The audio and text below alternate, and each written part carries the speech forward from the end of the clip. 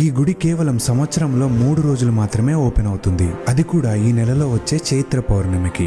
దట్టమైన నల్లమల్ల అడవిలో జరిగే ఈ పవిత్రమైన జాతరని దక్షిణ అమర్నాథ్ యాత్రగా పిలుస్తారు. ఇదే మన సలేశ్వర లింగమయ్య జాతర.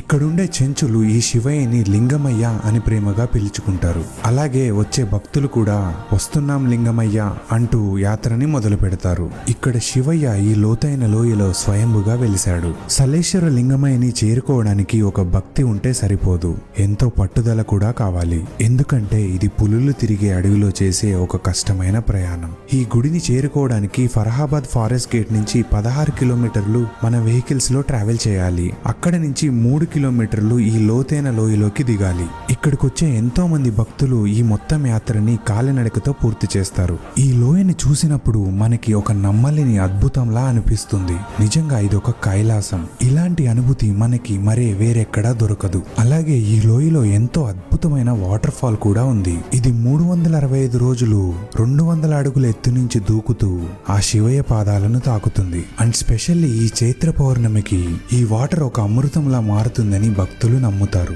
మనం ఎంతో ఇష్టంగా వచ్చే ఈ జాతర వల్ల ఈ ఫారెస్ట్ కి మరియు వైల్డ్ లైఫ్ కి ఎంతో నష్టం కూడా జరుగుతుంది. ప్రతి ఏటా ఈ యాత్ర ఇలా కొనసాగాలి అంటే మనం భక్తితో పాటు కొంచెం బాధ్యతతో కూడా రావాలి. ఎందుకంటే బాధ్యతతో ఉన్నవారినే భగవంతుడు కూడా మెచ్చుతాడు. నెక్స్ట్ వీక్ లో జరిగే ఈ జాతరని మీరు అస్సలు మిస్ అవ్వద్దు.